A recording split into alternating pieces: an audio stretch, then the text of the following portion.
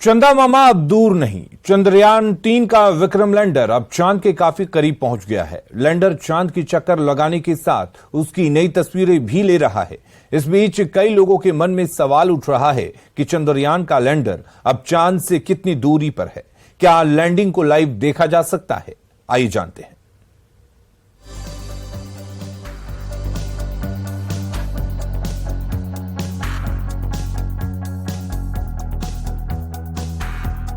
हिंदुस्तान का चंद्रयान-3 धीरे धीरे चांद की तरफ बढ़ रहा है। हर पल ये दूरी कम होती जा रही है। चांद की सतह को छूने के लिए चंद्रयान आगे बढ़ रहा है। इस बीच आज इसरो ने एक बहुत बड़ी अपडेट दी। इसरो ने ट्वीट कर बताया कि चंद्रयान-3 का चंद्रयान-2 के ऑर्बिटर से संपर्क हुआ है।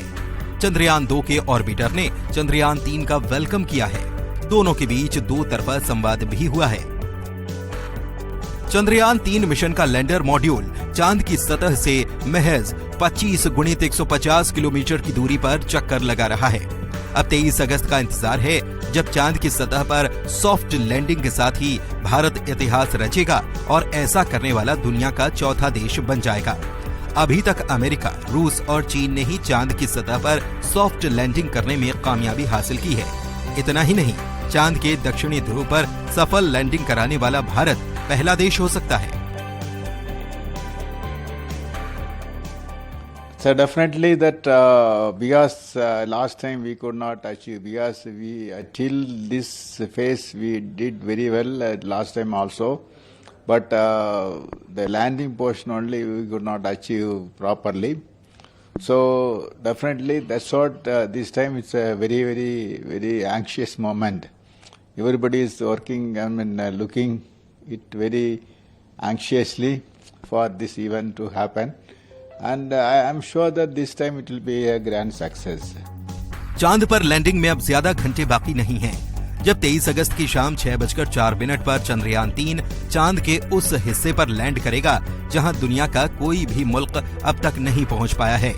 इससे पहले चंद्रयान लगातार चांद के करीब से खुशियों और कामयाबी की सौगात दे रहा है।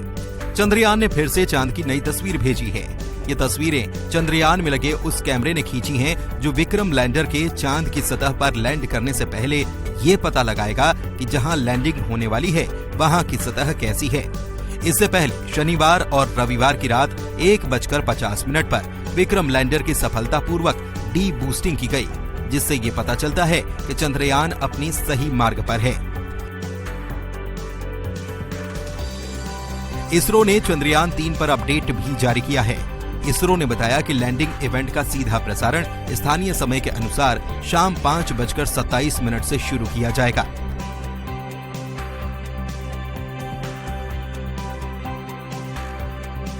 तेईस अगस्त की शाम को चंद्रयान-3 के लैंडर को 25 किलोमीटर की ऊंचाई से चांद की सतह तक पहुंचने में करीब 15 से 20 मिनट लगेंगे।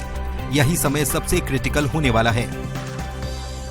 इसके बाद विक्रम लैंडर से रैंप के जरिए 6 पहियों वाला प्रज्ञान रोवर बाहर आएगा और इसरो से कमांड मिलते ही चांद की सतह पर चलने लगेगा। इस दौरान इसके पहिए चांद की मिट्टी पर भारत के राष्ट्रीय चिन्ह, अशोक स्तंभ और इसरो के लोगों की छाप छोड़ेंगे। इतिहास में पहले उपलब्धि हासिल करने वालों का नाम याद किया जाता है। जैसे रूस चंद्रमा पर अपना यान भेजने वाला पहला देश था, लेकिन अमेरिका चंद्रमा पर कदम रखने वाला पहला देश बन गया। अब देखना यह है कि चंद्रमा के दक्षिणी ध्रुव पर उतरने वाला भारत पहला देश बन पाता है या नहीं। रूस के लूना 25 के दुर्घटनाग्रस्त होने से ये मौका अब भी भारत के पास है। अगर चंद्रयान-3 दक्षिणी ध्रुव पर जमी हुई मिट्टी में पानी का पता लगाता है तो ये भविष्य के प्रयोगों के लिए काफी उपयोगी होगा।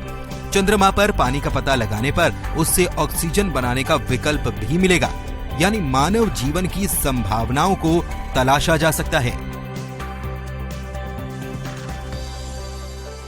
Bureau report, news 18।